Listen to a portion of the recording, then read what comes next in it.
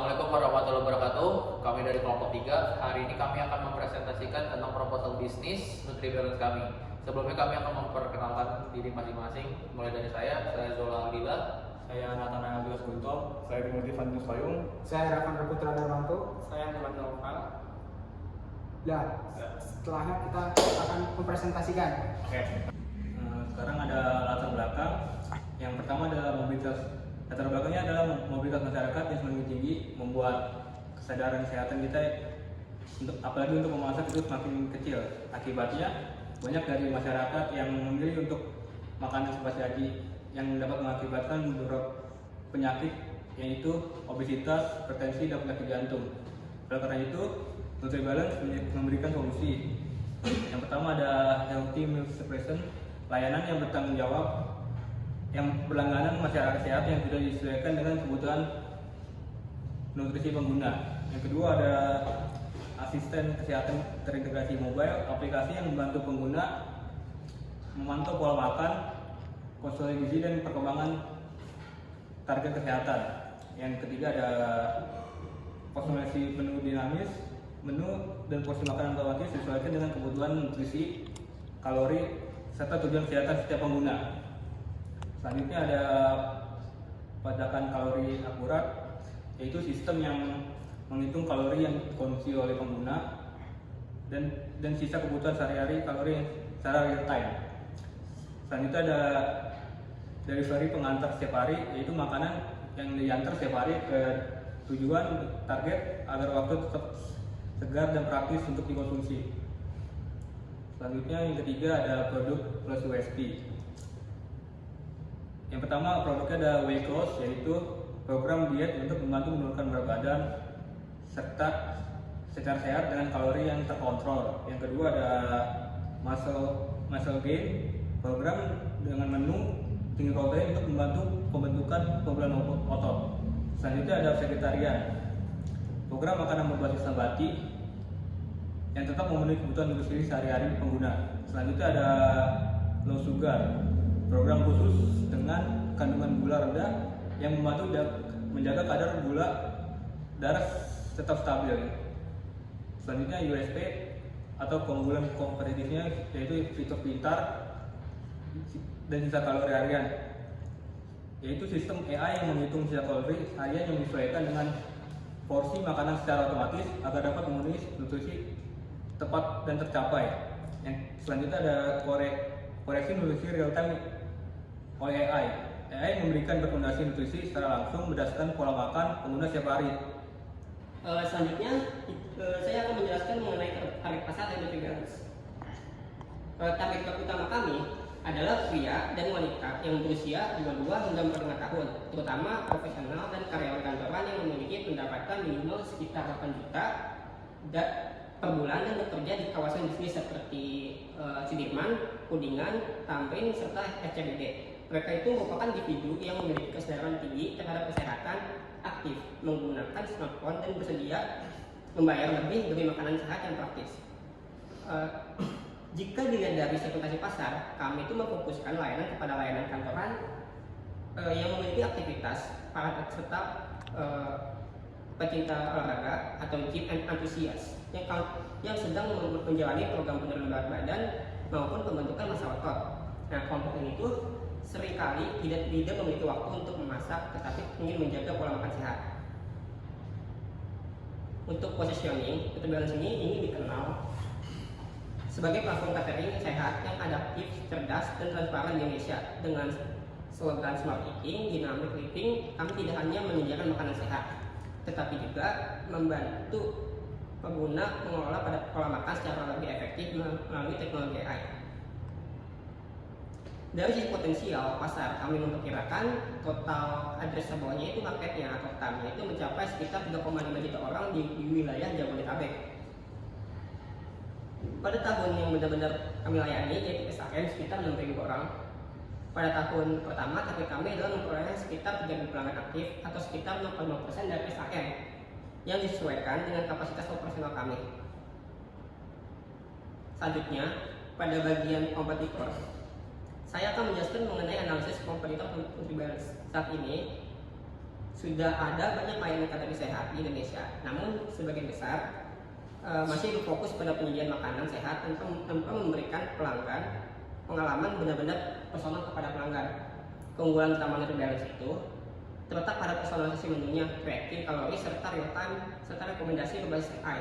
Fitur-fitur itu juga memungkinkan pengguna mendapatkan menu yang menyesuaikan dengan target kesehatan atau aktivitas mereka sehingga layanan kami lebih adaptif dibandingkan kompetitor.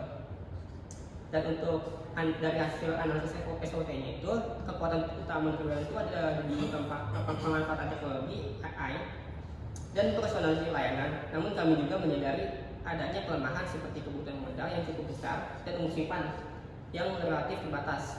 Di sisi peluangnya itu, tren gaya hidup sehat itu terus meningkat serta peluang kerjasama dengan perusahaan itu melalui program corporate wellness menjadi potensi pertumbuhan yang sangat besar. Sementara itu, tantangan yang kami hadapi adalah semakin banyaknya kompetitor baru dan persaingan hanya di industri kategori sehat. Oleh karena itu, kami akan terus berinovasi melalui teknologi, menjaga kualitas makanan, dan memberikan pengalaman pelanggan yang lebih baik agar NutriBalance itu memiliki keunggulan yang sulit ditiru.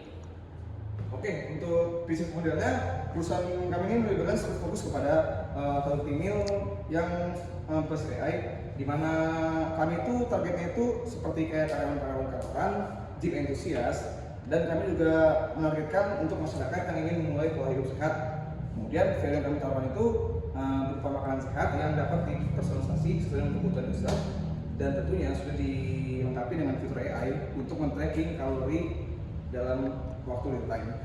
Kemudian kami juga menjangkau pelanggan melalui aplikasi seperti website, media sosial, serta platform seperti GoFood dan GrabFood. Kemudian untuk pendapatannya itu didapat dari kami mengadakan paket langganan seperti paket langganan bulanan, mingguan, dan paket korporat, serta kami juga di sini menyediakan konsultasi premium dengan ahli gizi. Dan untuk operasionalnya, NutriBalance ini didukung oleh chef dan ahli gizi yang telah bersertifikasi. Lalu kami juga didukung oleh supplier bahan baku serta mitra logistik. Nah, dengan model subscription, kami membangun pendapatan yang berulang sekaligus meningkatkan kualitas pelanggan sehingga kami dapat tumbuh secara berkelanjutan. Kemudian untuk strategi marketingnya, NutriBalance ini strateginya itu ada dua, di mana pertama itu kami ingin mengakuisisi pelanggan baru, dan yang kedua tentunya juga kami ingin mempertahankan pelanggan-pelanggan yang sudah pernah berlangganan dengan kami.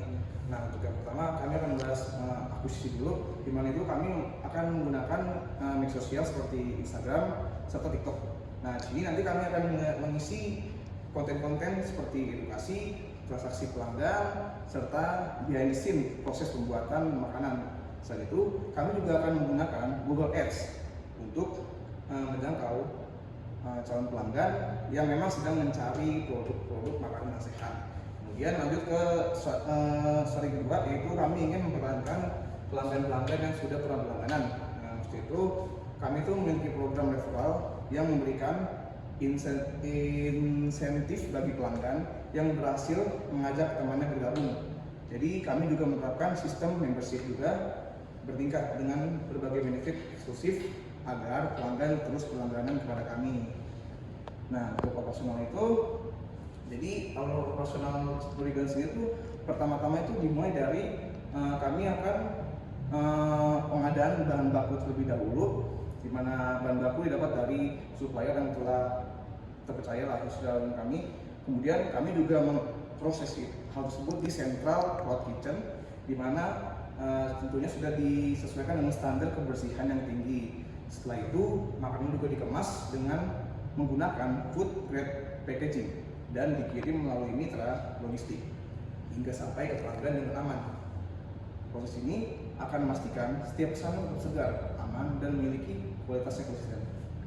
Ya, pada saat ini kami menampilkan struktur organisasi yang mendukung operasional NutriBalance. Pertama, terdapat founder sekaligus CEO, yaitu saya sendiri, Zola. Sebagai CEO, saya bertanggung jawab dalam menentukan arah pengembangan perusahaan, mengambil keputusan strategis, serta menjalin hubungan dengan investor dan mitra bisnis agar operasional perusahaan berjalan dengan baik. Selanjutnya ada lead developer, yaitu Novel. Beliau bertanggung jawab dalam pengembangan dan pemeliharaan aplikasi NutriBalance, memastikan seluruh fitur berjalan dengan optimal, serta mendukung inovasi teknologi yang kami gunakan. Kemudian terdapat Chief Nutritionist Timothy yang berperan sebagai ahli gizi utama. Tugasnya adalah menyusun komposisi menu berdasarkan kebutuhan nutrisi setiap pengguna, mengawasi kualitas rekomendasi makanan, serta memberikan konsultasi gizi melalui aplikasi. Pada bagian operasional dapur, kami memiliki head chef yaitu Joas.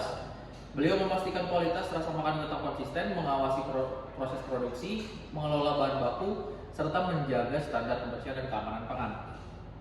Terakhir ada Head of Marketing yaitu Ravandra. Beliau bertanggung jawab dalam menyusun strategi pemasaran digital, membangun identitas merek NutriBalance, serta meningkatkan jumlah pengguna melalui berbagai kampanye promosi dan kerjasama dengan berbagai pihak.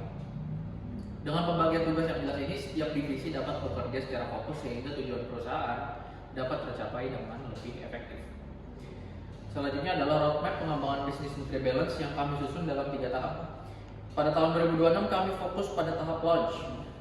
Target utama kami adalah menyelesaikan renovasi Central Cloud Kitchen di Jakarta Selatan, merilis aplikasi versi stabil di Google Play Store dan Apple App Store, serta memperoleh sekitar 1.500 pelanggan aktif setiap bulan.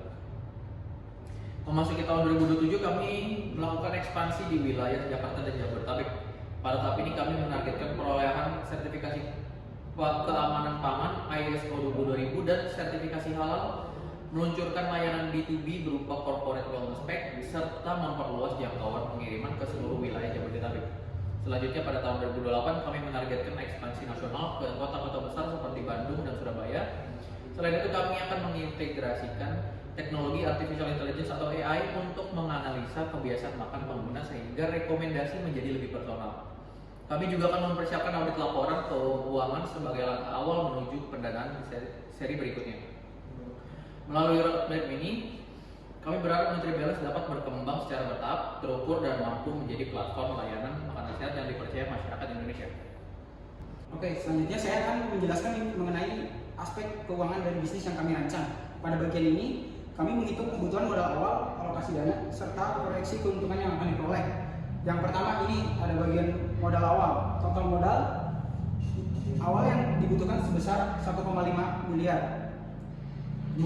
Modal tersebut kami alokasikan menjadi 4 bagian, yaitu yang pertama ada 40% atau 600 juta digunakan untuk pembangunan dapur dan infrastruktur.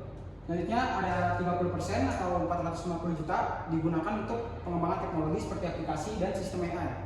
Selanjutnya ada 20% atau 300 juta digunakan untuk pemasaran agar produk lebih dikenal masyarakat. Dan yang terakhir 10% itu atau 150 juta digunakan sebagai modal operasional dan biaya legalitas usaha.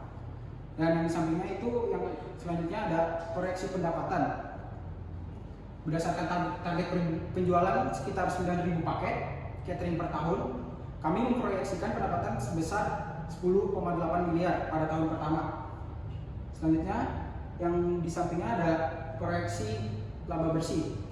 Dari total pendapatan tersebut diperkirakan laba bersih yang diperoleh sebesar 2,16 miliar setelah dikurangi biaya produksi, operasional, dan pajak.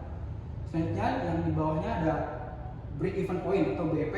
Berdasarkan hitungan kami, modal awal diperkirakan kembali pada bulan ke-7 sampai bulan ke-8. Sehingga setelah periode tersebut bisnis mulai menghasilkan keuntungan. Dan yang terakhir itu ada return on investment atau ROI. Nilai ROI sebesar 144% menunjukkan bahwa investasi ini cukup menguntungkan karena tingkat pengembalian modal relatif tinggi. Jadi berdasarkan proyeksi tersebut, bisnis ini dinilai layak dijalankan karena memiliki potensi keuntungan yang baik dan waktu pengembalian modal yang relatif cepat. Yang selanjutnya ada risiko. Oke, di sini setiap bisnis tentu memiliki risiko. Oleh karena itu, kami juga menyiapkan strategi mitigasi agar risiko tersebut dapat diminimalkan. Yang pertama itu ada risiko harga bahan baku naik. Risiko pertama adalah kenaikan harga bahan baku yang dapat meningkatkan biaya produksi dan menurunkan keuntungan. Untuk mitigasinya, untuk mengatasinya kami akan menjalin kontrak jangka panjang dengan supplier utama serta memiliki beberapa supplier cadangan. Selanjutnya yang kedua itu kompetitor yang semakin bertambah. Risiko berikutnya adalah munculnya kompetitor baru yang menawarkan produk serupa. Untuk strategi mitigasi yang kami usahakan itu menjaga kualitas rasa, membangun branding yang kuat, serta meningkatkan loyalitas pelanggan. Selanjutnya ada risiko logistik dan pengiriman. Keterlambatan pengiriman atau kerusakan produk dapat menurunkan kepuasan pelanggan. Strategi mitigasinya, kami menggunakan kemasan yang aman dan bekerja sama dengan jasa logistik yang terpercaya. Selanjutnya yang keempat, yaitu customer harm. Resiko terakhir adalah pelanggan berhenti membeli karena bosan atau beralih ke produk lain. Strategi mitigasinya yaitu kami akan membuat program membership untuk memberikan promo berkala serta memanfaatkan rekomendasi menu berbasis AI agar pelanggan mendapatkan menu yang lebih sesuai dengan kebutuhannya. Dengan adanya identifikasi risiko dan strategi mitigasi tersebut, kami berharap operasional bisnis dapat berjalan lebih stabil, risiko dapat dikendalikan, dan target keuntungan yang telah diproyeksikan dapat tercapai.